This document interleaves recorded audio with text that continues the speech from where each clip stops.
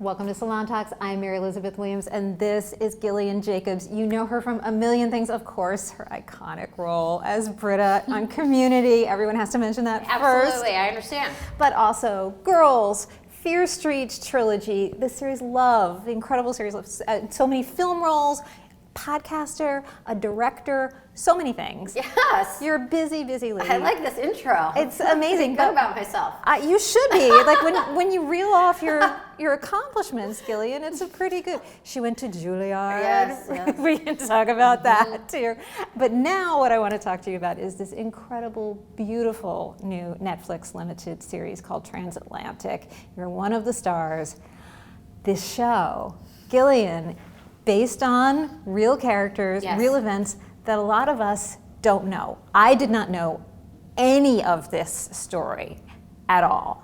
Tell me about who you are in this show and who the real inspiration for it was. Yeah, so I play a character named Mary Jayne Gold, inspired by a real woman named Mary Jayne Gold. And she was a very wealthy American heiress who was having an incredible life on the European continent in the 1930s, living in Paris, dressing in haute couture. She did own and could fly her own plane in real life. And when the Nazis invaded Paris, she, along with a lot of people, made their way eventually down to Marseille, which is the second largest city in France, a very large port city, and was sort of in this, it was kind of the last free point of exit in Europe. And so she became involved with this group called the Emergency Rescue Committee, which was led by an American journalist named Varian Fry. And he had a list of approved names that he could get visas to bring to the United States. And there were some incredibly famous names among them, like Hannah Arendt, Marc Chagall, Max Ernst, some of the most important artists, writers, thinkers of the 20th century. And so they were all sort of hiding out in Marseille, waiting to get out. And the woman I play took her wealth and helped fund this rescue operation. And at one point, she rented a villa outside of Marseille, and there were all of these artists living together in this villa. And in real life and on our show, they created collaborative works together, collages, exquisite corpse pieces. They designed a tarot deck. And so it is the story of 1 year of this rescue operation. And it has this kind of incredible mixture of art, music, love, romance, and harrowing life and death stakes. Yeah, I've heard Anna Winger, the show's creator, describe it as a screwball melodrama, Yes. which is a tough act. That is a tough, tough act. And a lot of the conversation around this show has been about that it is funny, it is glamorous, it's romantic, it's sexy, it's creative, and it also takes place during one of the darkest moments in modern history. How did you come together to create that tension? Yes. Well, I think Anna was really inspired by a lot of the films that were being made concurrently during the war by European refugees who had made their way to Hollywood. And so that was a real touch point for her. I happen to be a person who's watched a lot of screwball 1930s comedies, so it's something that I've known and loved since childhood. So I feel like when she said that, I knew what that meant. Carole Lombard fan, and Claudette Colbert and Rosalind Russell, all of these actresses. Katharine Hepburn was my idol as a child. So it's really interesting to bring some of the shades of, like, say, Bringing Up Baby or Holiday, where you have a kind of spoiled, sheltered heiress type character. But on our show, she's placed in these incredibly serious life and death circumstances. So it's a woman who, up until this point, has lived an incredibly charmed life, and in this moment could have chosen to leave because the US was not in the war yet. So she had the ability as an American to openly leave, and chose to stay and use her wealth to help out. And I think, from what I've read about the real woman, she had a very torrid love affair was not with the character that's portrayed on the show, but an equally doomed, passionate love affair. She's a woman who I think, because she had all the trappings of wealth and privilege, the Emergency Rescue Committee would use her, actually have her put on her best, most expensive clothing and go in and try and negotiate things for them. And so in real life and on the show, she was sort of serving this purpose, but really being pushed so far out of her comfort zone with her work with the committee. But I think it was important to Anna that the whole range of human experience, both the drama, the love, and the humor at times all exist within this show. And it creates different stakes then. And it makes those moments of suspense even more difficult, and it makes the moments of sadness and tragedy even deeper because you see that juxtaposition. And it also illuminates, I think in a way that I really loved, in a very honest way, the role of women, the role of queer people, the role of Black and brown people, the role of immigrants in the earliest days of the resistance. Yes, absolutely. You know, this is not, as you said, this is a story I was totally unfamiliar with as well. I did not really know anything about Varian Fry, the Emergency Rescue Committee. I'd obviously heard of the city of Marseille. I knew it was a legendary port with a very famous history, but I didn't understand how Marseille has existed throughout time as a place where people from all over the world seem to meet, and how that really came to be during this period of time. Between 1940 and 1941, and I loved that about Anna's vision of the show, that it includes all of that. And this is a moment in history that I think I certainly forget that the world did not yet know, did not yet know the scope of atrocities that had already been committed, the scope of atrocities still to come. And there was this, the US was not yet involved in the war effort. Like, a lot of it was really just the Brits. Yes. That was it. And what this show does that reminded me of something from your life is when you wrote that famous article, that letter about, Lenny letter about Juilliard, yes, that was a moment in your life where you realized you could push back against authority, that authority is not the be all and end all for anyone. And this is a story about ordinary people, very different people, saying, actually, no. Yes. And, you know, for a lot of the people involved in this, this effort in real life, they did not come from a governmental, military, any kind of background that would have prepared them for this moment. Varian Fry was a journalist. You know, there are people from all walks of life. Albert Hirschman went on to become one of the most famed economists, and a professor of the history of economics. But in this moment in time, they had the opportunity to help, and they rose to the occasion. So I find the story inspiring in that way as well. And like you said, I mean, I don't know too many Hollywood stories that are about World War II before the US has entered the war. So as an American too, to be thinking about this moment, what does 1940 mean? I don't recall too many projects that I've seen about this period of time. But it's also so much a story about what does this moment mean? What does it mean in 2023 to be looking at the world and saying, what can I do? What should I do? And one thing I love about this character that you don't see a lot now is, how could someone use their wealth to maybe fix problems instead of create it? It's really different. Yeah, no, she, you know, I don't know that much about her life leading up to this point would lead you to believe that she would have responded to this moment in this way. You know, she went to a boarding school in Italy. Like I said, you know, she came from incredible wealth. She clearly wanted to live outside of the United States. That was, you know, she had a drive to go live on the continent and have a different sort of life than 99% of women of her era. She was never married, never had children. So she was already making some choices that were, you know, unusual for the time.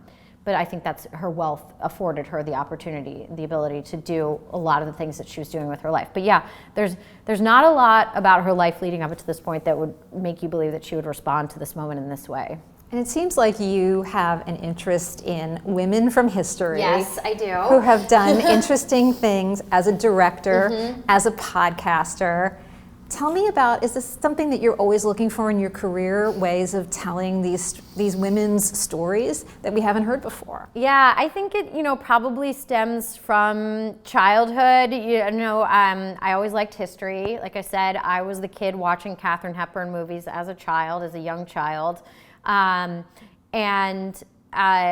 So I think I'm always interested in those stories. Probably my mom pushed me in that direction a lot when I was a kid.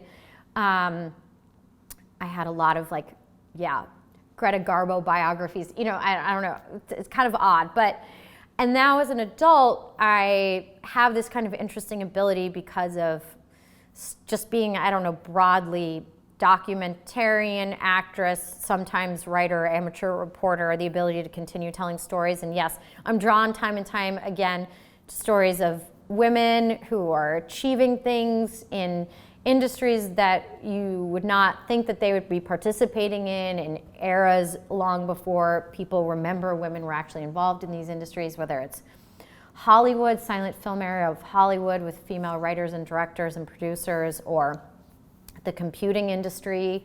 I'm drawn to it over and over again. And you're also drawn to characters who are a little messy. Yes. I have read a lot about you where you are described as like the go-to kind of messy woman, which is an interesting lane. It's not the parts you necessarily went out for earliest in your career, and yet in your real life, you're famously very sedate. Yes. Don't drink. Never drank. Never did drugs.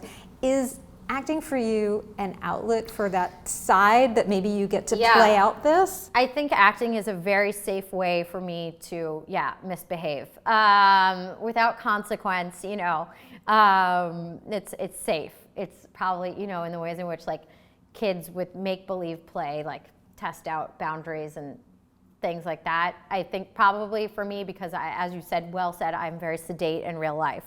So I've been fortunate enough to get to play some messy women. But that also makes the part of Mary Jayne Gold really appealing to me as well, because she's not messy. She's making mistakes and she's flawed as a person, but in her appearance and her way of presenting through the world, she is not. So I could not fall back on any of my familiar tricks as an actress. I had to be a beautifully put together, coiffed lady, which was a fun challenge. But who still likes to party? Who still likes to party and still having fun, but it's very far away from Britta or Mickey from Love. Yeah, a little messier. A little messier, for sure. When you talk about that, and you talk about that sedate life of yours, I saw you gave a quote that I really stuck with me, where you said, you've been told that even though you don't drink, you have a relationship with alcohol. Oh, yeah. And that is incredibly insightful, Gillian, right? I mean, it's informing choices you're making as an actor. It's informing parts that you want to take on. Tell me a little bit about how that came about. That insight is so interesting. Well, therapy. There's addiction in my family, and I've chosen to not drink. But, that's something that therapists have talked to me about, because I made a hard and fast rule for myself as a child that I've stuck to in reaction to other people's drinking, that alcohol has still played a large part in my life, even though I've never drank myself. Working on Love in particular made me really think about all of that more in depth, because the character was attending 12-step meetings, and so it made me think much more deeply about that. And I think anytime you're in a family dynamic and there's addiction involved, it has an impact on everyone, regardless of the choices that the children make as adults. And you were also really deeply haunted by Go Ask Alice. Oh my God, yeah. Generations of us. Did you read that New Yorker piece about how it was all made up, and it was this very And did you listen to the You're Wrong About episode? No. Oh, okay. So it's a couple of episodes of You're Wrong. If you've ever listened to the podcast, it's a deep dive. You're gonna love it. But there are people who don't know about this book. Yes. So it was a total scare tactic book written by this woman, basically to frighten people out of doing drugs, and it worked on me. I mean, I was already primed. It didn't take, I was already there. But It's like basically, it's an absurd book now that I think about it as an adult, but it deeply scared me as a child. Yes, I owned a copy of Go Ask Alice. But like I said, like other circumstances had basically led me to where the book was. So it was more affirming my paranoia. It'll scare, like I'm sort of, generations don't even know how scary this book was for like so many. I feel like so many kids today would not be scared. Like No. they'd be too savvy to be scared by They'd be it. like, this is a lie. This is ridiculous. fiction. But yeah, it worked on me. When you're a kid TikTok, Yes. it's absolutely the scariest thing in the world. I have to ask you about Community because it's happening. It's happening. It's happening. You're going to start shooting this summer. Now we've talked to Alice and Bree before. You've all stayed close Yes. over the years. You really bonded on that show. You said that this is where you got your comedy training. So over the years, you've talked about doing this, right? When did you all decide this is the one, this is the moment? Oh, it's never our decision as the cast. It's never been our decision. I mean, yes, we've all stayed in touch continuously. You know, the decision to make a movie like that, it comes from people in fancy offices they're not asking us, you know, would you, now do you feel like making the movie? So, there's so many factors involved, but it is a cast, I think, that we are bonded to each other for life, yes. It was a very singular experience and one that has led us. It's like the closest I have to siblings, I think. And Britta is a polarizing, to say the least, character. Yes. Right? People Yes. have very strong feelings about Britta. I want to know what your relationship with her is as an actor, going in and playing someone who is one of the less sympathetic characters. I mean, I think that's a fair Sure. assessment, right? How do you find the person in that? I mean, I just don't judge her as a character. Like, I feel like you can't be commenting on what the character is doing as you're doing it, So whatever they presented me with, I just tried to do it to the best of my ability. And not really, concern myself with what was the word you used? Sympathetic? What was it? Yeah, how sympathetic I was going to be. Because I felt like that would be a disservice to the writing and the show itself if I was kind of shying away from the way they were writing the character. Is there a moment or a scene that you feel particularly proud of in Britta's run? I mean, when you say that, I think of the moments that people always like now reference to me, which is like the pizza dance. It's just funny, these like small moments that you do, one day for like 20 minutes on set that live on forever. I can't think of a moment in particular. I loved her because she just kept trying. She just kept trying, and she was undeterred by how much they made fun of her, which takes a really special personality type. She wanted to be a therapist. She was completely unqualified for it. I have an overall fondness for her. I liked my Halloween costumes a lot. Dan would basically let me pick my Halloween costumes. So the squirrel was my idea. It was supposed to be T-Rex, but it kind of looked more like Yoshi, dragon turtle. I enjoyed all of those a lot. And it was really fun because it's sort of like what you think Hollywood is like walking around the back lot dressed in a crazy costume going to lunch. And we would have that experience all the time as the cast of Community, walking around the Paramount lot all dressed in whatever the theme was of the week and like going to get a coffee at the Coffee Bean on the lot, and suddenly we're all zombies so that was really fun. Yeah, I can't pinpoint one, but I mean, like, I feel like, the line, "Oh, Britta's in this," is going to follow me until the day I die. You know what I mean? Anything I'm in, no matter what it is, like, tonally, how different it is, like, Mary Jayne Gold, Transatlantic, a very different type of, "Oh, Britta's in this." I mean, like, it's just, Jim Rash has given me the gift that will go on forever. Okay, so speaking of, yes, Britta's in this. Yes, Britta's in this. This show is, Transatlantic it's a closed loop. Mm-hmm. There's an end, but have you thought, what if you got to explore Mary Jayne's story? Oh, yeah. Going on? Yeah, I mean, an amazing part about this show for me was I love art. I'm not an art historian. I'm not, studied in art, but I have some very good friends who are artists, and so through them I feel like I have a cursory understanding of art. And so to realize, I went to college in Lincoln Center, there are those Marc Chagall huge paintings at the Met Opera, and to realize that this woman I'm playing is part of how Marc Chagall came to be in the United States, how those paintings came to be in New York. I gave myself goosebumps. So yeah, I mean, it would be sort of incredible to see all these artists and where some of them wound up in Mexico, people wound up all over, but I would love to continue to follow that. She later in life did move back to France and died in France, lived her later years in France. So, I mean, yeah, what an incredible life.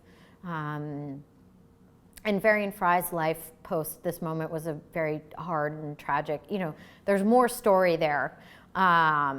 Or we just get the whole team back together and we play different people this time. That sounds good too. I like that. I would take that as well. I take it any day. The whole team, getting that team back together would be amazing. Gillian, thank you so much for joining us. This show, once again, is called Transatlantic and is on Netflix right now.